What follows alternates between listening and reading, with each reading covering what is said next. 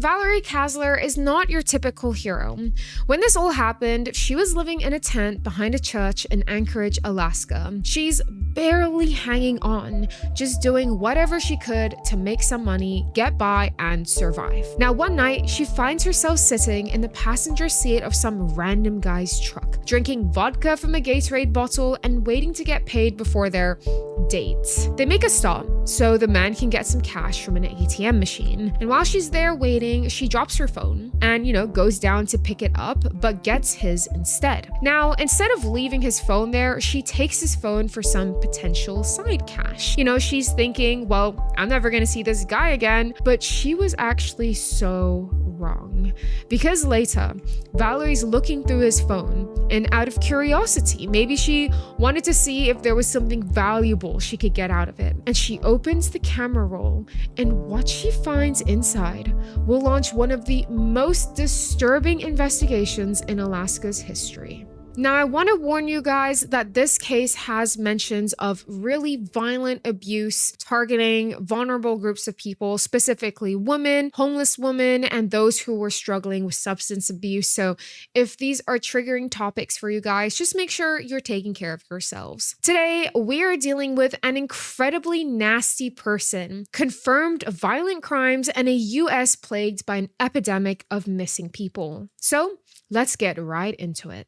One of the largest states in America, but the least populated, is Alaska. And of course, it's known for its beautiful, vast landscapes. I mean, it's covered in huge mountains, there's so much wildlife, and in the summer, it's beautiful. I've never been, but I've heard a lot of great things about it. People love to go there, to go hiking, camping, just to enjoy the outdoors and the nature. But of course, the winters there are really harsh, and we're talking really long, dark winters up to -30 degrees. So it's just freezing cold there, limited daylight. So, people get a little bit depressed and whatnot. It's also not unusual for people to go missing in Alaska. And this is for many, many reasons. Now, because of Alaska's huge size, there are some communities, like small villages located all around, that are miles and miles away from maybe the nearest law enforcement or the closest hospital. So if something goes wrong and you really, really need help, unfortunately, it's not always going to be close by and easily accessible. Now,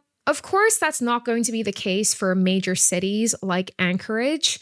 And believe it or not, it's actually not the capital of Alaska, but it is one of the major cities there. And of course, in the middle of the city, it's always going to be very busy, like everything you need is there. But once you start to go beyond the city center and start entering the outskirts of the city, this is where you're introduced to this huge landscape where it can be really unforgiving if you perhaps get lost, you wander off a little bit, especially if it's really cold and snowing. And you can even get to a point where it's just so quiet that you could hear a pin drop. Now, overall, Alaska has one of the highest missing persons rates in the entire country, like in the entire United States, more than the 3 times national average. And I mean, of course, this kind of makes sense because of Alaska's huge size. There's just way too much ground to cover if someone goes missing. How are you gonna, be able to check every inch? You can't check all the lakes, the mountains. It's just not possible. And the harsh weathers make this 10 times more difficult. And let's say if you were someone to go missing, it's also possible that you could have encountered some wildlife that, may have contributed to your disappearance. But it's not just wildlife that people have to look out for. It's obviously other human beings as well. Alaska is kind of a predator's playground. It's worse for a particular group of people, specifically homeless people who are living out on the streets and have essentially nowhere to go for safety. Now, because it's so cold there, especially during their winter time, it's actually really not that uncommon for people to lose limbs and for people to go missing and for people to die. Like if you were to go to Anchorage and just interview a couple of people on the streets, you'd probably encounter most people and they would say, yeah, I know someone who knew someone who lost a hand or someone who went missing and we have no idea what happened to them. And someone going missing or losing limbs, that could be for many reasons. Of course, if you're homeless, you don't have any coverage from the harsh temperatures, but unfortunately, as well, a lot of people who are living out on the streets do rely on alcohol and other substances as an attempt to keep warm and for many other reasons as well. And this could cause people to fall asleep outside, which leads them to get frostbite and hypothermia. It's just not an ideal situation to be in, and they're left feeling pretty vulnerable. And it's really concerning because there are not always going to be good people out there, and there's definitely going to be some people who want to take advantage of those who are living out on the streets and have essentially nowhere else to go. Now, speaking of Alaskans who have been dealt a bit of a rough hand in life, our story begins with a woman named Veronica Abouchuk. Now, she was an Alaskan Native woman, and at the time of this case, in around 2018, she was 52 years old when she was last seen by family members. Now, Veronica was originally from Stebbins, a small village in Alaska, and she had a great relationship with her entire family. She was very close with everyone in her family. She was a mother, she was a grandmother, and her niece described her as someone who was just full of life. She was just always kind to you, very sweet, kind of like that warm auntie-like energy. Like that was Veronica. The village that Veronica came from as well is a really tight-knit community of people. We're talking like less than 1,000 people, so everyone knows each other, everyone grew up together. And because she had a lot of deep-rooted cultural ties in her culture, she had a really beautiful talent for making these grass baskets, like all handmade, as well as these DIY dolls. And her community, they were self-sufficient. They had to learn how to hunt, how to fish, and how to sustain themselves. So imagine growing up with this kind of lifestyle and then making the decision to move to Anchorage, like a big, big city. I mean, that's a huge transition, but a lot of people seek this option out because they want a better shot at life. They want better opportunities, better work. So this is what Veronica ended up doing. Now, unfortunately, this happens to a lot of Alaskan natives who decide to move to bigger cities in search of a better life. They come from a really tight-knit community of people only to end up in this huge city where they're completely alone and isolated. They have no support system in place and not a lot of help. And unfortunately, a lot of these people do just end up in unfortunate situations of homelessness and struggling with substance abuse. At around July of 2018, this was kind of the last time Veronica was seen by her family, or kind of the last time that they had heard from her. Now, around 7 months after that, so around February of 2019, this is when Veronica Abouchuk was reported officially missing by her family. Now, you might be thinking, like, why did her family wait 7 months to report her missing? Like, that's a really long time. Well, as we know, Veronica was homeless and really struggling. So for long periods of time, she would go without contacting her family. She would occasionally reach out to them, but it wasn't like they were talking every single day. But then after a couple of months, it hit a point where it was just radio silence. And then the concern started to grow. Now, Veronica had a daughter, Christy Grimaldi, and Christy put in a lot of effort looking for her mom. She went to Anchorage and she was searching for her mother before finally, reporting her missing to the police as a last resort. I mean, she checked everywhere. The hospitals, the streets where she knew Veronica would stay at, the place where Veronica would go to for shelter or to get some food. Her daughter checked everywhere as much as she could. Now, she didn't say publicly why it took her so long, if she was really worried about her mom and why they waited to report her missing. But we have to keep in mind that this is a family of Native Alaskans. And in a lot of Indigenous communities around the world, actually not just in Alaska, there is a really big distrust between Native people and state institutions, especially the government. Now, if you're really interested in true crime, you probably know that there is an epidemic of missing Indigenous women, specifically in the United States and Canada. We're talking decades and decades of people just feeling like authorities just don't prioritize this specific demographic of women who face disproportionate levels of physical and sexual violence compared to women of other ethnicities. And this rings really true in Alaska specifically. So it's not surprising at all that Veronica's family didn't want to seek out immediate help to the police. How could they know for sure that the police would take their claim seriously and actually help them look for Veronica? Especially with Veronica's background being homeless and struggling with substance abuse issues, it was going to be perhaps a little tough. Now, Fast forwarding to basically a really random night in the middle of September of 2019 in Anchorage at around 9:30 p.m.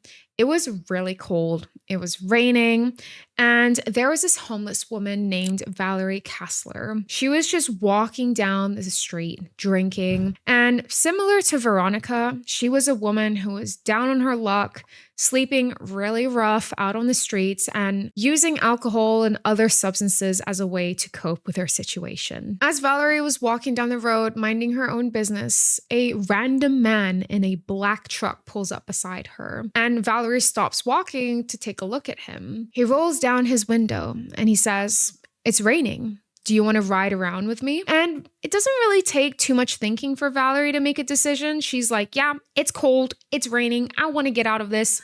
Yeah, I'll hop into your truck." Now, Valerie's first impression of this man as she came in and sat in the passenger seat and took a look at him, there was nothing remarkable about him. He was just an ordinary older white guy. He seemed nice enough. I mean, nice enough to the point where they literally drove around together for hours, like all night until around 5 to 6 a.m. They were just drinking and driving, which isn't good. Don't drink and drive. But at some point, throughout the night, the man ends up making a stop at a gas station because he needed to take some cash out at the ATM to pay for their date, if you catch my drift. Now, when the man leaves the car and goes to the ATM, Valerie's just sitting in the passenger seat, just waiting, and then she drops her phone. So she reaches down into the dark pit below and she's searching and she grabs her phone, but then she feels another phone that she picks up and she realizes she has his phone. Now, instead of just leaving his phone, as I think most people would do, she decides to pocket it. We have to understand that she wasn't in a great situation. She just wanted to make as much cash, side cash as possible.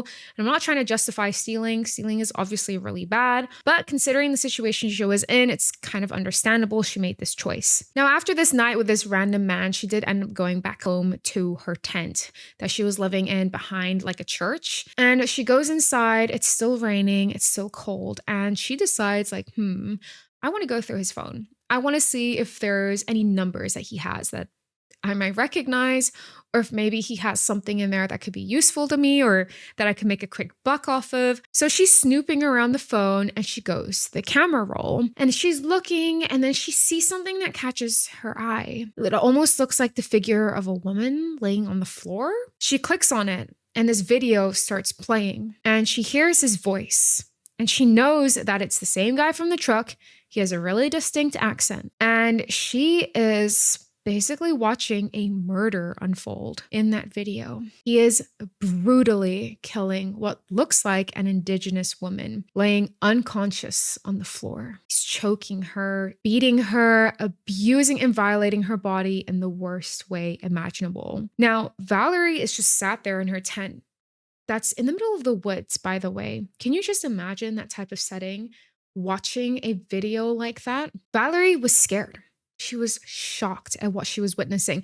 It was kind of like that moment where you almost don't want to believe that what you're seeing is real. But she very quickly realized no, this is real.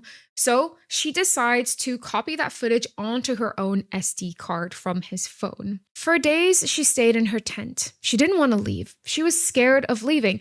This man knew where she stayed because he asked her, "Where do you live? Do you live alone?" And she told him. She was worried maybe he would come after her and find out that she stole his phone. I can't imagine being in a position like that, feeling so vulnerable and not knowing what could possibly happen next and not even sure how to reach out for help. Now, Valerie contemplated very heavily as what to do next. Because for her, she was a homeless woman with substance abuse issues. She's had run-ins with the police before. She worried that if she were to go to the police station and, show this SD card or his phone specifically that she had found, she was worried for herself that she might get in trouble. But at the end of the day, she decided to do the right thing and go to the police station and hand them the SD card. Now, at first, when Valerie goes to the police station, she doesn't really tell the truth at first because she's hesitant. She's trying to self-preservation and whatnot.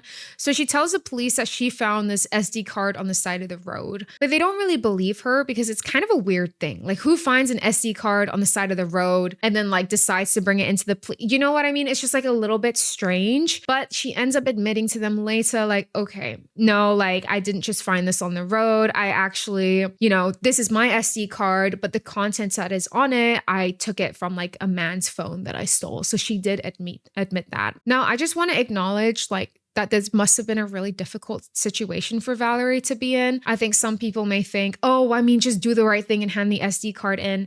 But I think just with all these different variables hovering around her, there was a lot of pressure and a lot of fear and uncertainty that even if she were to do the right thing, would the police then do the right thing? Not to imply that they wouldn't, but it's understand that this was probably her way of thinking at the time. But nonetheless, the police received the SD card from Valerie. And on September 30th, they watched the video. And it was a hard watch.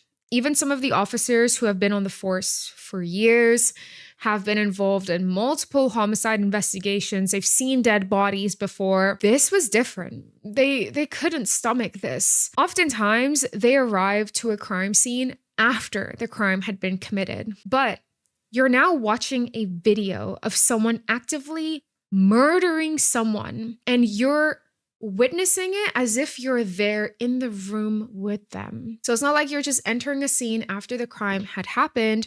You're now there in the crime as it's happening. The officers were sat around the table watching this video. And even though the man in the video was committing these horrific crimes, he was speaking really calmly. It was almost as if he had done something like this before. This wasn't new to him. It seemed almost routine. And the only thing you ever see from the man in the video is his blue slippers. You never see his face. Nothing about him. You only see his blue slippers and you hear his voice. Now, for one detective, his name was David Cordy. He was walking down the hallway and walking past the room that was playing this video out loud. And he stops for a second because he had this feeling of recognition, this feeling of familiarity. I've heard this voice before. It's so distinct, this thick South African accent. I know this voice from somewhere.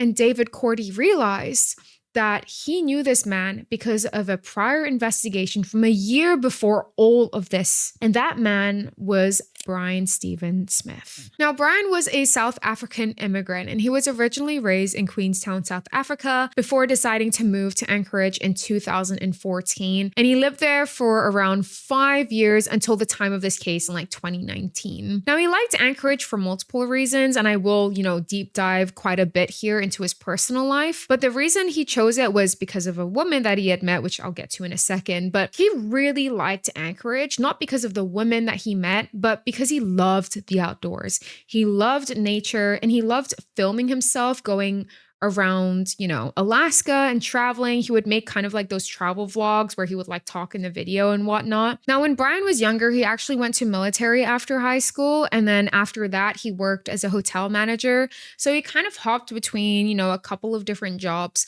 But his dream was to eventually own his own hotel. And to give you an idea of what Brian was like growing up, he had a relatively normal childhood, honestly, pretty unremarkable. People described him as someone who was really quiet, kind of standoffish sometimes, he wasn't the easiest person to talk to, and someone who is almost meek. And I find that a really interesting word to use when describing someone. If you don't know what it means, being meek essentially means you're someone who's very quiet, very gentle, and easily imposed on. This is reflected in the fact as well that Brian had no criminal past. His upbringing was just nothing more than ordinary. Now, it gets interesting when he decides to move to Anchorage. He didn't just move to Anchorage for no reason and because he loved the outdoors. No, he moved for a woman. And this woman was actually his wife, Stephanie Bisland. And when they had met, she was 20 years older than him. And how they met is actually quite a story of its own. So they first met going back in time to 2013, February, and they met through online gaming. Yeah. And they Skyped for the first time a month after they had met through gaming. And that was kind of like the first time they were like seeing each other face to face through the webcam and whatnot. Now, despite the age gap, they were both aware of the fact that Stephanie was like 20 years older than him. So she was a much older lady. They still spoke every day. And it seemed like their connection with each other was very, very genuine. They loved speaking with one another and eventually just became quite romantic. Like it became more than just, oh, we're going to Skype and just game together. Like I kind of like you, I have feelings for you. Then in July, just a couple of months after they had met, Brian proposes to her. Yeah. So like after 6 months of meeting and talking and gaming online together, he proposes to her. And by the way, they haven't even met yet, like in person. Brian actually proposed to her through Skype. And she said yes. Like, yeah, I want to marry you. So very quickly, Stephanie decided to book a flight to South Africa to meet him for the first time in August, 1 month after getting proposed to. And, I guess this is quite cute. They seemed very happy at the time. She said that when they saw each other at the airport, they were both really excited and there was like no awkwardness between them. And then Brian proposed to her again. He got down on one knee and said, "Would you marry me?" Now, of course, this was just Stephanie visiting Brian in South Africa. And now they were ready to make a huge transition for Brian to try to move to Alaska to be with Stephanie. But at the time, there was a lot of visa restrictions and it was actually really difficult for him to move over. But then Stephanie did end up applying for a fiance visa instead. So Brian was able to move to Alaska in May of 2014. And then he proposed a third time. Yeah. He gets down on one knee again, he proposes again, and then they become officially married on May 17th, 2014. So pretty wild story of how they met and how they ended up being together. And, Stephanie's friends did have some concerns about Brian because he was a younger guy. And Stephanie was already a retired woman, established, taking care of herself financially. So her friends were worried, like, oh, what if he's just using you for your money and like for your, your visa and your status so he can also come to Alaska from South Africa. But Stephanie said, no, that's not the case. Like we're genuinely in love. Like we have a good relationship. Now, when Brian first moved to Alaska, he was actually working as an engineer and it seemed like his job was going fine. He didn't have any issues. He got along with his coworkers, but there was one coworker that stood out to him specifically. And this was Alicia Youngblood, who was 39 at this time. And they were just coworkers at first, nothing crazy, but then they became friends. They would talk a bit more. They would see each other every day. And what started out as a pretty, casual co-working type relationship ended up becoming a deep friendship, which then became quite sexual and physical.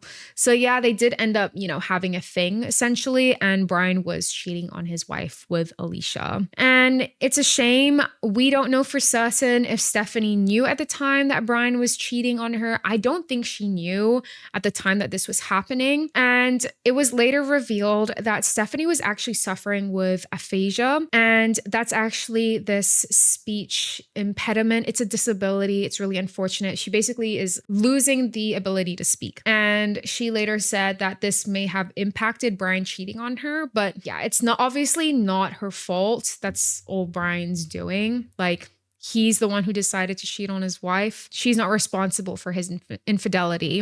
But anyways, that's just my little side note. Anyhow, what's really interesting about Alicia and Brian's relationship wasn't just the fact that he was cheating on his wife, because with all the cases we do on this channel, like there's so much cheating going on, which is super unfortunate, but they were really into this sort of like sexual kinky role play. They would essentially tell each other their like deep fantasies that they had, and they would reenact this sort of like erotic role playing through texting, possibly through IRL as well. For Alicia, though, this was all just fiction, of them role playing their deepest, darkest desires. But it seemed like for Brian, it wasn't entirely fiction or role playing. For him, some part of it was very much real. At one point, Brian showed Alicia a video of him killing a woman. And at first, Alicia was like, okay, this is fake. Like we always send each other stupid things like this all the time.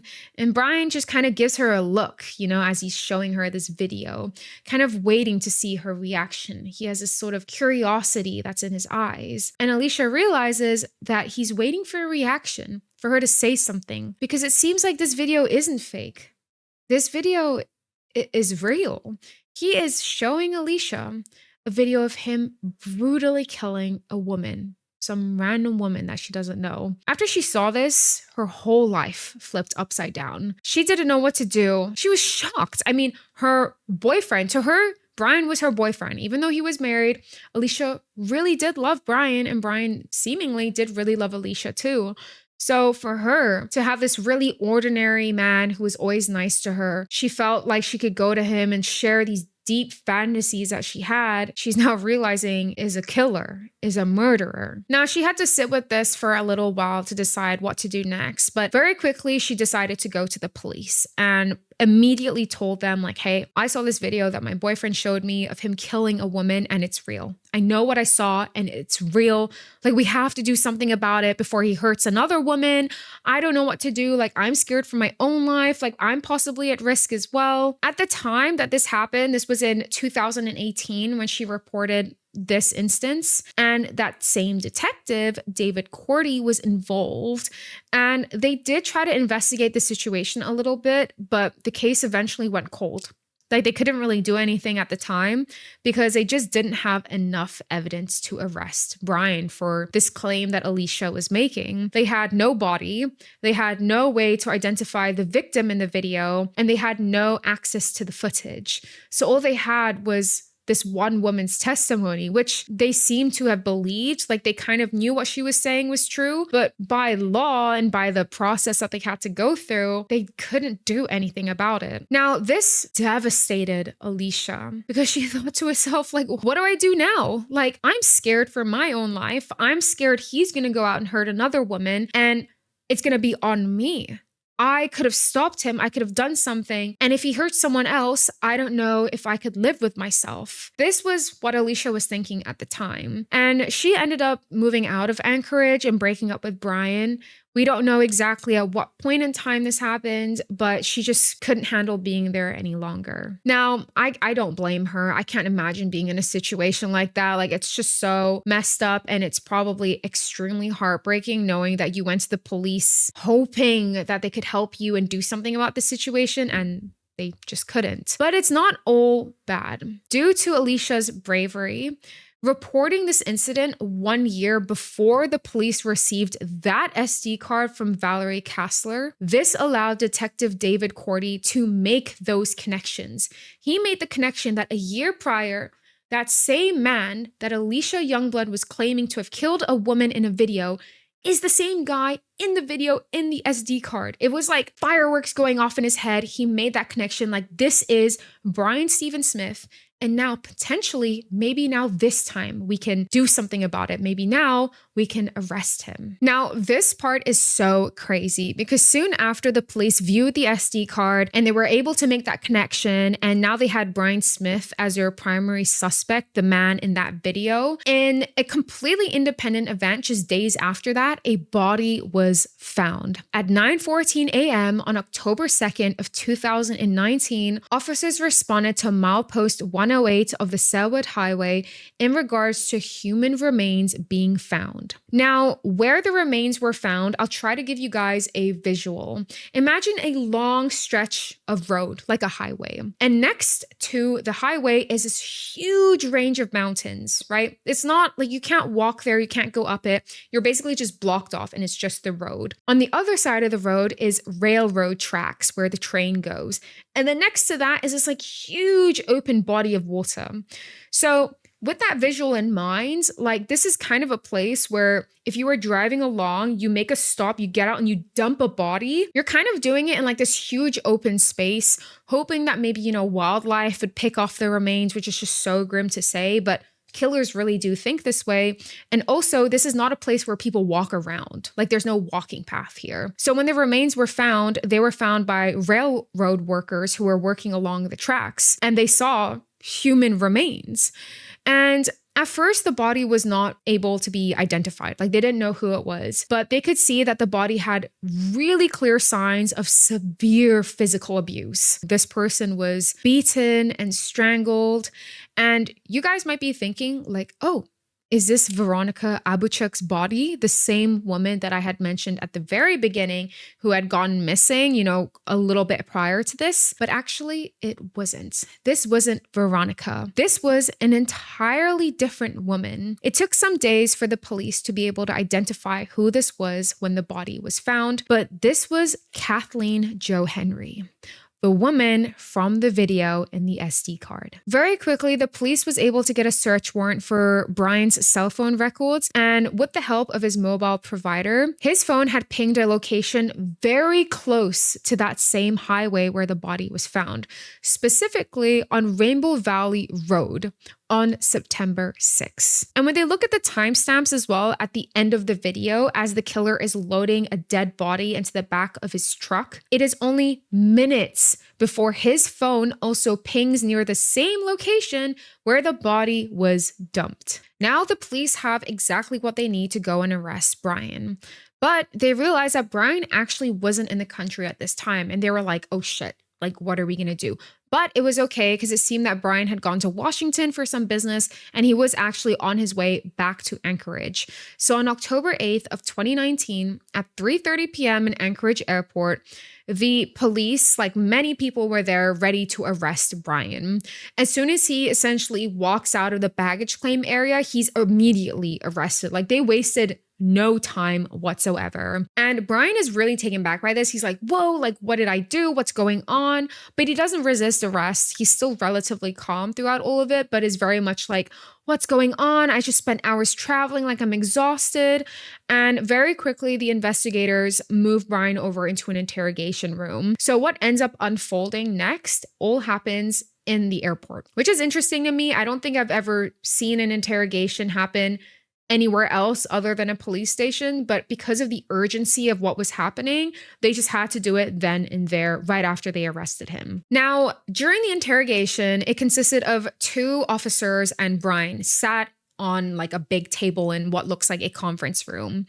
And the officers obviously have enough on him at this point. They have this video footage against him, but they don't want to reveal all their cards just yet. So they're slowly kind of breadcrumbing to Brian that they know. So they're showing photos of like him from the video. And it's not very clear because you can't see his face, but you can see his truck. You can see the woman that he beat up. Brian just basically dismisses all of it. He's like, what? I don't remember this. Like, that's not me. That's bad Brian. I don't remember doing any of this. I don't know. Sometimes bad Brian, he just does things and I don't remember any of it. Basically playing the, I have an evil alter ego card, like believe it or not. At one point, the officers even present Brian like a photo of Kathleen and she's so badly beat up, like her face is completely unrecognizable. And the only thing that Brian could say about this when they asked him what he thought about this photo was that, it's such a shame that a pretty woman looks like that. Like his only comment was in regards to her physical appearance and physical state. Nothing else. There was no human reaction there. There was just nothing behind his eyes. Now, the interrogation was really, really long. They interrogated him for around 8 hours, and it really took a lot of time before Brian slowly started to admit things. At first, it was deny, claim I don't remember, claim it's a different Brian doing these horrible things. But then he got to a point where he says, I can tell you for a straight fact, I didn't plan to do this, but I have done it. I'll admit, I've done it. I'll sign a piece of paper. And then Brian just fully confesses. So now detectives have a full confession from Brian Smith, killing Kathleen Jo Henry. So it seemed like the case was closed. The detectives were getting up, ready to leave the room. And Brian's just kind of sitting there and he looks up at them and he says, are you guys in a rush to go home? Taken aback by this, the detective goes, no, we actually have all night. And they sit right back down. And at some point, Brian says, well, if I'm going to burn on the electric chair for 1, I might as well do for 2. And then ends up confessing to a second murder. What I'm going to say next is the retelling of what Brian told investigators. Around a year earlier, before all of this, my wife was away. And I was just drinking out on the road at night, driving around, looking to do something, going to go get some liquor as I usually do. And I spotted this woman. She looked really, really drunk.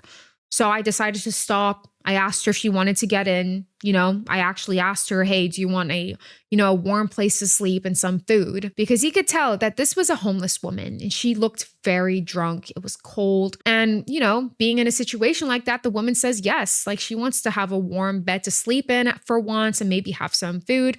So she goes with him. We arrive at my house. And when we get into the basement, where I usually hang out, I have a couch there in my setup.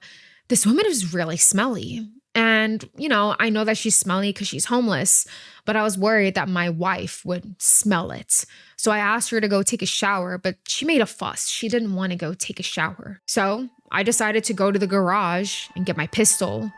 And I walked back in the room, and as she was sitting on the couch, I shot her in the head. I then dumped her body on the side of Old Glen Highway. The way he was retelling what had happened was done in such a cold and calculated manner. It really took the detectives back because they didn't realize just how much bigger this case was going to get and how dangerous this man actually was. Now, this is when the police were able to fully connect all the dots all together. Now, with Brian's confession and his full detailed account of how he killed these women, where he dumped their bodies, they realized that around 6 months before all of this, they found a human skull. And this human skull actually had a bullet hole through it. Now, this was also found at the same site that Brian had mentioned in his interrogation. So that was like a pretty obvious connection to them. But at the time when they did find these remains, they were unidentified. They were not able to see who this person was or what happened to this victim. The case was cold. But now with Brian's confession and the reveal of the body's location, they were now able to confirm that the remains that they had found 6 months earlier belonged to Veronica Abouchuk, the same woman who went missing months before all of this. That same woman who didn't contact her family for months, and her daughter went searching for her before finally, saying, okay, I need to report her missing to the police, but nothing happened. Now they finally knew what happened to her. And it's really unfortunate that she wasn't alive. At this point, Brian had killed 2 women. He confessed to killing both of them. We have Kathleen Jo Henry that was murdered in September of 2019, where Brian had filmed the whole horrific thing on camera, and Valerie found it on his phone and put it on an SD card and gave it to investigators. And before that, the year before, in August of 2018, that is when he murdered Veronica Abouchuk by picking her up at the side of the road, bringing her over to his house, and shooting her point blank in the head for no reason. Now, I want to take a moment to talk a little bit about who Kathleen Jo Henry was as well. At the time of when she was last alive, she was 30 years old, and she was from Eek, Alaska, which was also a small village, tight-knit community. She had many friends. She was very social, very well liked, and she especially liked writing poetry. She was a really good writer. Now, Kathleen had a little bit of a rough upbringing. When she was around 14 years old, she ended up dropping out of school, and soon after that, she did end up becoming incarcerated, and she ended up falling into this hole of addiction to substances, but she didn't let that stop her. Even though she was really suffering and going through it, she still wanted to get better. She wanted to turn her life around. And at some point, she was still able to pursue an education, and she actually earned her GED. And this was such a huge accomplishment for Kathleen. She was so proud of this that on October of 2017, soon after she got her GED, she actually made a Facebook post basically acknowledging that it's been rough for her. She's been lacking, but now she's really determined to make things right, and that she really wanted to get better.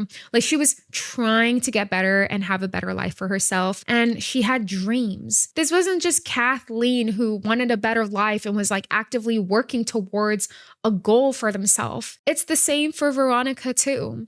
And what's so heartbreaking about all of this is that all of these women are connected in one way or another. Even though Valerie Kassler was thankfully not another victim of Brian, they all knew one another because they were all homeless women living out in the streets. And, when you're kind of in survival mode like that, you kind of bump into the same people over and over again, and you become very familiar with one another. So Valerie knew some of these women. Like, they were friends. And of course, as we know, there is this really unfortunate stigma when it comes to homeless people and people who are struggling with addiction. People like to look down on them, and they like to think that they are less than, that they're not human, that they deserve to be taken advantage of, and they deserve the situation that they're in. And that's not true at all. They were once someone's baby, someone's child, and these people just need help. They need support. They need guidance. And it's just so horrible that people like Brian Smith, in a place that's so aggressive and cold like Alaska, where these women couldn't have help and they were left vulnerable, Brian took advantage of that, and he hurt these people and killed them. And they all deserved better. Now, what I'm about to describe is the events of Kathleen's death. So I don't go into too much brutal detail, but this can be a little bit sensitive. So I just wanted to let you guys know as a little disclaimer. Now, her murder happened on September 2nd to the 4th in 2019. Yeah, it happened over a 2-day period. So this wasn't like, he beat her up and killed her within a couple of minutes or in a couple of hours. 2 days. 2 days he tortured this poor woman. And the place that he did it at is so crazy to me because he booked a room at the Town Place Suites, okay, which is like a hotel that he worked at. He was an employee there.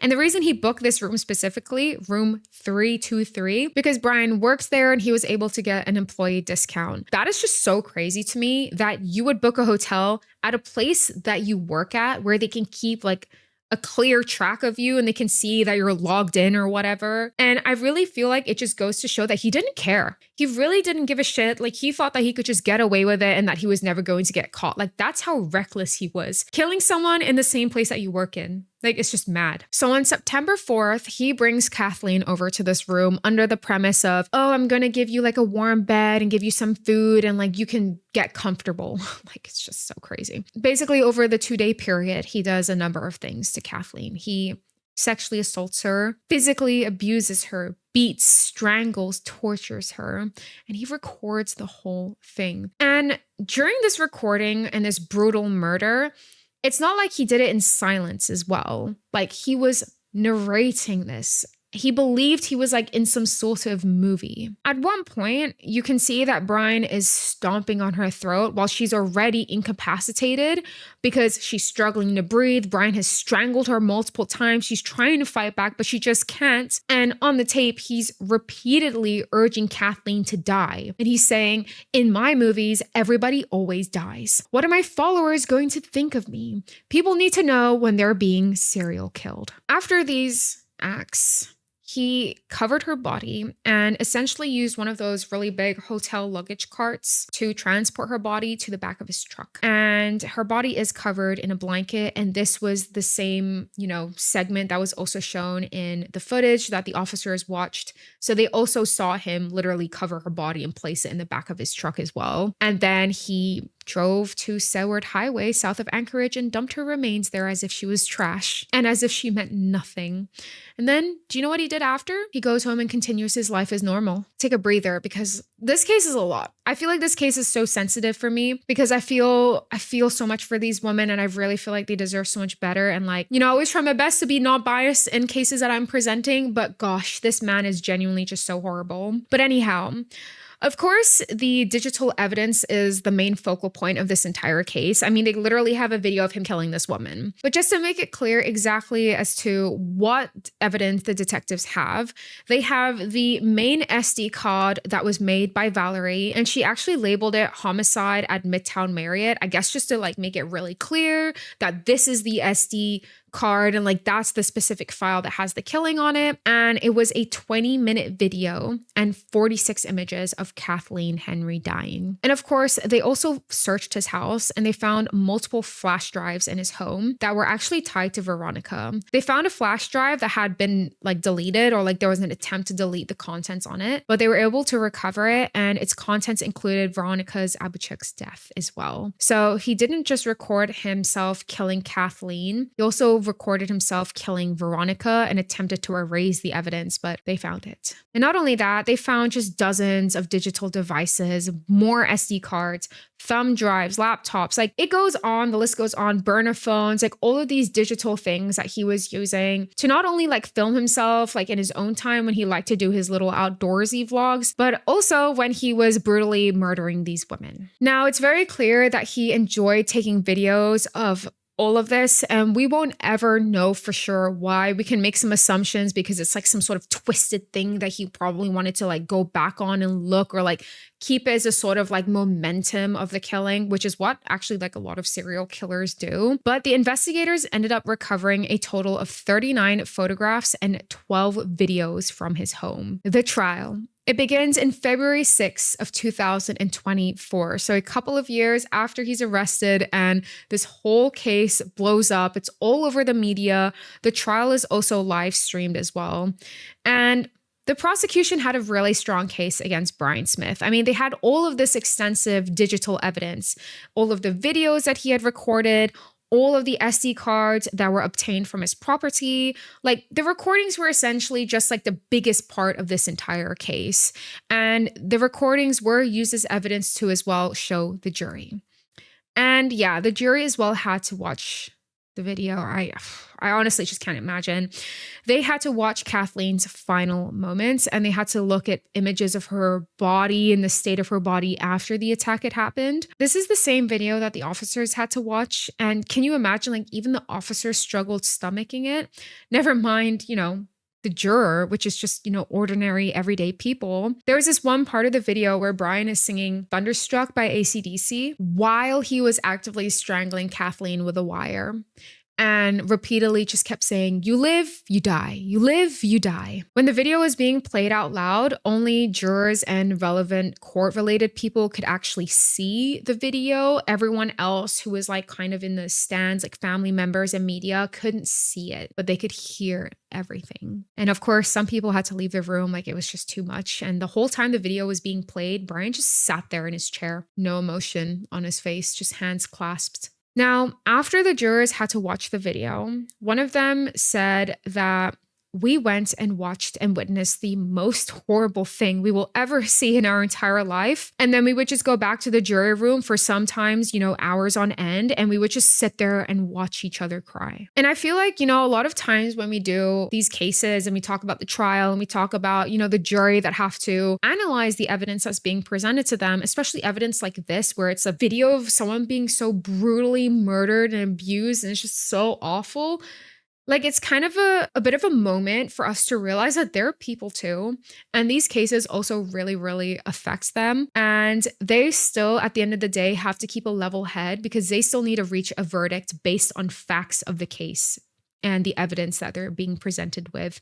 And I just want to say I have huge respect to, the people that were involved in this case. Like, I can't imagine witnessing something like that. The judge as well, Judge Saxby, said, in addition to being robbed of her life, she's being robbed of her dignity. And I feel like that was just such a powerful line because he said that in reference to the fact that they're playing this video to a room full of strangers that was also being televised and live streamed. And for people to watch that happen, it's just so degrading. So the judge, of course, that's why they made the really correct decision to not play the video out to everybody in the room and only to the people who needed to see it. Now, the video of Kathleen's murder wasn't the only thing that was used in court as video evidence. They also had Brian's filmed interrogation footage where he basically described the killings in detail. He had his full confession on tape, but that was the only time you actually hear Brian speak. Otherwise, he did not speak at all during the trial.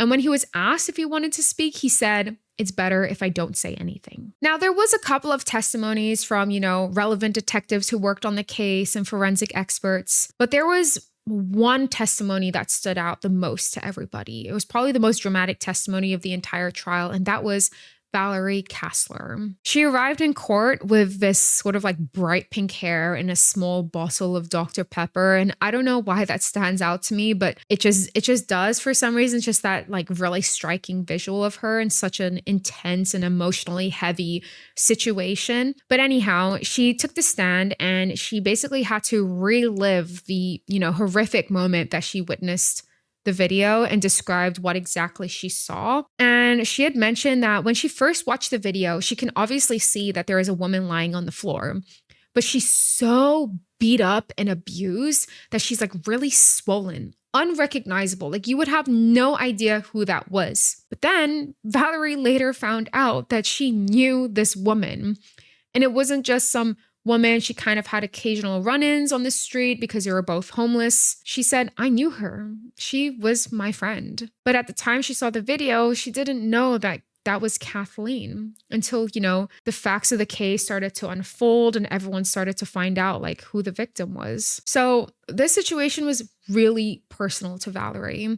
And even though she was really scared and hesitant to take the stand because of just like how crazy this entire situation is and like how much of an emotional toll it must be taking on everybody, she decided, like, this lady is so badass. She decided to take the stand again and speak up for her friend because it was the right thing to do. And she did not want to let Brian Smith get away with anything. So even though Valerie was a little bit worried about her living situation and kind of what she was known for and the fact that, she kind of, did prostitution on the side as well, she still got up on that stand and said what she needed to say. Her doing this also puts her in a very vulnerable spot because it does allow the defense to kind of like hammer her a little bit, especially on her inconsistencies on how she found the SD card and how that was obtained. And they basically just questioned her credibility as a whole and really wanted to emphasize the fact that Valerie's a homeless woman. She's addicted to substances. We can't trust her. There's too many inconsistencies. You're lying. But Valerie, being the badass lady that she was, just snapped back saying, but does the video lie? It's actually such a hard line. I'm sorry, I just have to say. Now, anyways, even though the defense kept emphasizing that Valerie's story kept changing about like how she found the SD card and then she was kind of lying about that. And they did say, nothing that she says adds up and nothing that she said could be corroborated was corroborated. And they questioned if she was even sober at the time. Now, obviously to us, this tactic of attacking Valerie is super gross, but remember, this is what the defense is paid to do. And they honestly don't really have much room to defend Brian, and they're kind of just grasping at straws. And sadly, Valerie, one of the amazing heroes in this story, is going to be their main target. But not only that, the defense basically was taking the approach of like trying to introduce doubt into this case because like the evidence is just so overwhelming against Brian. So they wanted to challenge the confession that Brian made. And they argued a couple of things. They said, well, first of all, Brian was traveling, so he was super exhausted when he got back. And because of that, he wasn't in the right mental state. Like this was a coercive interrogation, basically. The defense pointed to Brian's own words where he said, I guess this looks like me, but I don't remember. And they basically argued that this wasn't a reliable admission of guilt, but rather a confused response of someone who was under really extreme duress, especially after like 8 hours of being interrogated. But the irony of that. The defense also did try to keep the video evidence out of the trial completely, but they did end up failing to exclude the digital memory cards as evidence. And they basically said, like in agreement, like we can all agree that once you see these videos, you can't unsee them. On February 22nd of 2024, just after less than 2 hours of deliberation, the jury finds Brian Stephen Smith guilty on all counts.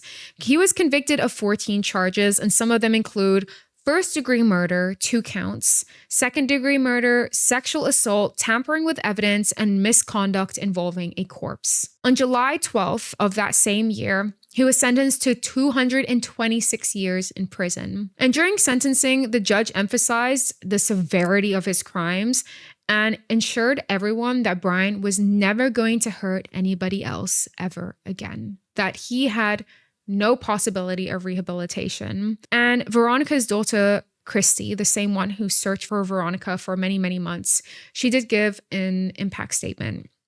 And she said, I feel her all around me. watching over me. No one can take that away. This experience has taught me so much and is showing me true love never dies. It's a relief knowing the defendant will rot in prison. I hope he is swarmed with guilt someday knowing he stole so many people's joy. I wish nothing more than the defendant to live the rest of his life without joy, and I will dance the day he dies. Now, at the time of this case, it was heavily publicized and just really all over the media. There's a huge media frenzy just because of like how severe the crimes were, but also because of the women who were involved and how they were like specifically attacked, and the fact that they were indigenous and also vulnerable women. And at the trial, there was this group of people who wanted to bring awareness to this advocacy group called MMIP. And they are the Missing and Murdered Indigenous People Advocacy Group. Because of how prevalent this issue is and how big of a problem it is, especially in Alaska specifically, with the amount of missing women that there are, specifically indigenous missing women, this group was also present during the trial to raise awareness for their group. This group is basically committed to dedicating resources to address the issue of missing and murdered indigenous people in Alaska, like hence their name, it's pretty obvious. And there are around 229 federally recognized tribes. And it's crazy because Alaskan Native people experience violence at higher rates than the national average. And there was actually an Anchorage detective who eventually turned MMIP advocate, Michael Livingston. And during 1983 to 2003, he did work as a police officer, and he spoke out about the fact that there was a secret unspoken policy that consisted of responding to certain deaths or missing persons known as NHI, no humans involved. And that means when a patrol officer rolls up to a scene and they find a dead person, if this person happens to be someone without a home, who had challenges with alcohol and lifestyle, the patrol officer would evaluate the situation and decide, we're not going to devote any resources to determine how and why this person died. So there's a lot of issues with that, clearly. Now, this is a statement he had made, but it's really important for me to note as well. Some Alaskan police officials did step forward about this statement and they spoke out against it. And they said that perhaps during the time that Livingston was on the force, because it was kind of like back in the day, 1980s to early 2000s, they said that perhaps this may be true, but in the modern day, no modern Alaskan officer would like ever use that term or like ever do that. And if someone did, they would be immediately fired. Now, this case was just so crazy for so many reasons, but there was maybe even a possible third victim, Cassandra Boskovsky. And she was last heard from her family in the summer of 2019. So it's all within the same time frame of kind of when Veronica and Kathleen also went missing. And during the trial, there was a photo of Cassandra's sort of like shoulder or like a body part where she had a butterfly tattoo. And when these photos were released, because this was everything that they found like belonging to Brian, someone was able to identify that tattoo and they went, that's Cassandra. Like, she's been missing. We have no idea where she was or what happened to her. She was missing in the summer of 2019, then reported in September of 2019, and just nothing happened then until the trial many years later. But her body was never found. So it seems that they were able to identify her in the photos that had belonged to Brian, but they don't know where she is or what happened to her exactly. And Brian claimed that he never killed her. We don't know if there is possibly more victims beyond Kathleen and Victoria. And it really begs the question in a case like this, would it have ended in this way if it wasn't for Valerie Kessler? If she didn't steal that phone. Now, whether Brian killed this third victim or not, unfortunately, there are hundreds of other missing women as well who will never get closure similar to Cassandra. Thankfully, though, in this case, for Kathleen and Victoria's families, they were able to get some closure. They were able to put, their bodies to rest and give them the respect and love and, hold a funeral for them as they deserve. But unfortunately, not everyone is this lucky, and there's still many families out there that don't know what happened to their loved ones. Now, I just want to take a moment to acknowledge the women who were involved in this case. Alicia Youngblood, when she stepped forward in 2018 to speak out against Brian, and she went to the police with all of these concerns, she was just so worried about him hurting other people. And she really wanted to do her best to, help out and just do whatever she could. But we don't know this for sure if it's directly related to Brian, but we can kind of assume that he did play a role in this. She did end up taking her own life in 2021. So may Alicia Youngblood also rest in peace. She was unfortunately as well one of the many women who were affected by Brian. Valerie Kastler as well, for stepping forward and playing the role that she did. What did you guys think of today's case? I mean, I really deep dived into this one. I really took a lot of time to research everything and to like fully understand every person who was involved in all of this. And I just felt so passionate about it. I really felt for these women. There's also this documentary that I watched. It's 3 episodes on HBO called The Lost Woman in Alaska. They deep dive a little bit more into all of the facts of this case. And they have as well, firsthand testimonies from the people who were involved, like Valerie herself, as well as other people who were in the MMIP advocacy group. So I really recommend watching it. If you guys have any thoughts about the documentary or this case or just anything related to it, feel free to comment down below and I'd love to see what you guys think about it. And on a last note, Brian Stephen Smith is a disgusting man and I'm glad he's going to rot in prison for the rest of his life. Like, I just had to say that and put that out there. Just saying. But anyways, guys, thank you so much for watching today's video. I hope you guys found this case interesting. I hope you're able to take, some bigger things away from this one. And as always, if you found this video informative, don't forget to leave a like and a subscribe, and I'll see you guys in the next one.